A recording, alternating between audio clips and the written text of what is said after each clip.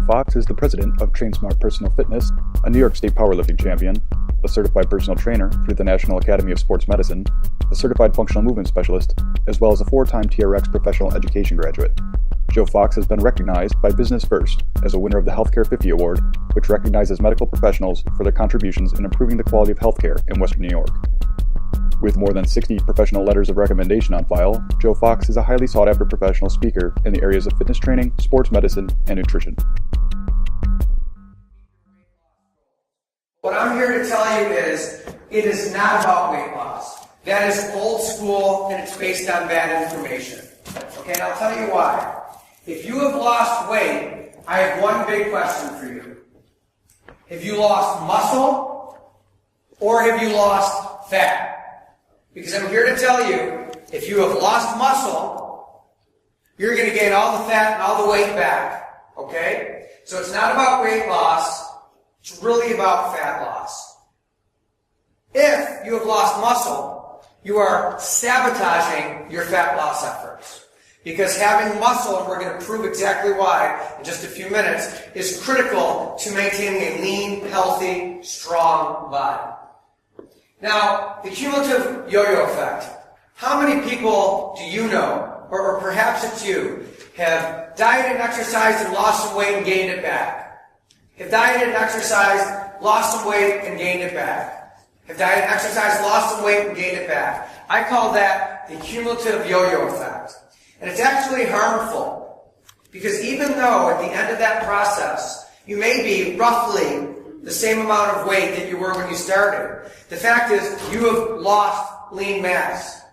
So you're actually further behind when you started. And we'll get to exactly why that is shortly. So what I'm going to ask you to do, and anybody who really understands weight loss and fat loss, okay, I'm going to ask you to ditch the scale. The scale is a completely unreliable way of measuring your success and your health. It's really more about fat loss. I'm going to play a little video for you, just to emphasize the importance of ditching the scale. So hopefully everybody gets the idea. What they did is there was a landmark study done. They took 3 groups of people who were overweight and trying to lose fat. The first group was diet only. The only thing that they changed in their life is their nutrition. So it was diet only. The second group did diet, the same exact diet as the first group, but they also did, this was over a 12-week period, they did cardio 3 times a week, for 30 minutes, progressing all the way to 50 minutes. So that was 36 separate workouts of cardio from 30 to 50 minutes. The third group did diet, and they did weight training. Another word for weight training could be metabolic resistance training. And the results were staggering and really hit me pretty hard. The first group that did the diet only, they lost 14.6 pounds of fat. Not weight, fat. I'm here to tell you that losing 14.6 pounds of fat in 12 weeks is a lot. It's something that you would notice. It's something that people would look at you and be like, wow, what did you do? That might be 2-3 inches on your waist. It's going to make a substantial difference. So that's pretty amazing. The second group that did the diet plus the 36 extra workouts of cardio, they lost 15.6 pounds. They only lost 1 extra pound for 36 extra workouts. Hardly worth the effort. Literally less than 7% of the total fat that they lost was a result of their working out. 93-94% was just from the nutrition that they were doing.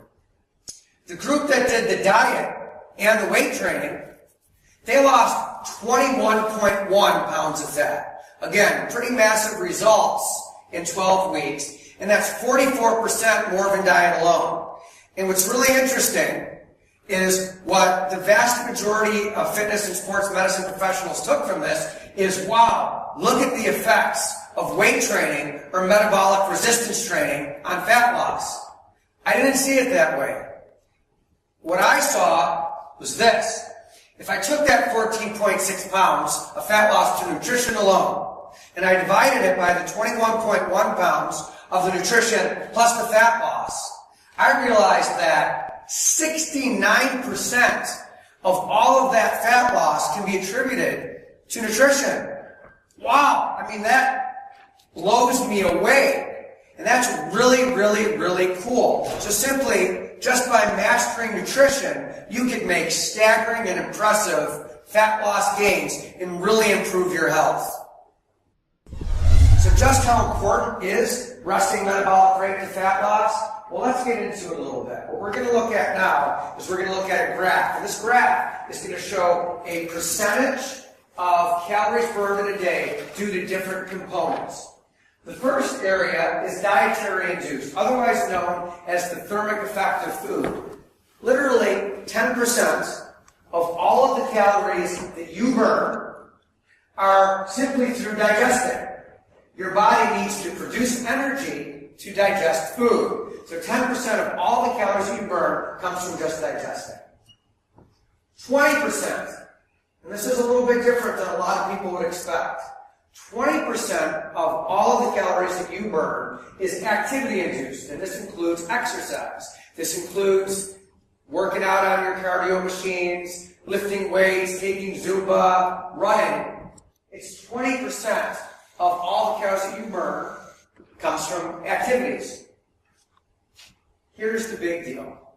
Your resting metabolic rate is 70%. This is all roughly of all of the calories that you burn. And see, I think the big key here is all of us spend our time here, or many of us spend our time here. We think if we work out really, really hard, that we're going to burn a lot of fat. And I'm here to tell you, it's not about this, it's about this. Let's focus on the 70% and not the 20%. It's crystal clear that if we're going to maximize fat loss efforts, we need to get really good at increasing our resting metabolic rate. So, another key concept is something that I will refer to as the afterburn effect. Some people in the medical profession refer to it as EPOC. EPOC is an acronym that stands for excess post-exercise oxygen consumption. I want you to take a look at this graph over here. What it's about, and I want to be clear that this is a conceptual graph. This is actually not based on data. It's a graph intended to portray a mental concept that's in my mind and put it into something that's easy to understand. See, you're burning calories all day through that resting metabolic rate. And there's so many calories per hour. And that can be designated by this line that goes right across here. So we all know that when you exercise for a short period of time, however long your exercise is, you're going to be increasing the rate that you're burning calories. That makes sense, right? But the key is if you're doing the right type of exercise, metabolic resistance training, we'll get into why that is in a little bit. When you're done with your workout, you're not done burning calories. As a matter of fact, another landmark study showed that if you did 12 sets of metabolic resistance training or weightlifting, because resistance could be weights, but it could also be your body weight, depending on how you apply it, that your afterburn effect, or your EPOC, which is something that contributes to the afterburn effect, was elevated for 38 additional hours. That is incredible. That is the key to burning fat. Again, it's not about the 20%. It's not about the fat or the calories that you burn during your exercise session. It's about the amount of fat or calories that you burn as a result of your exercise session. It's really about stimulus response. Movement is exercise. And like exercise, you need to make sure that you're doing the right kind. And you need to make sure that you're taking the right dosage. And if you are, you'll get great results.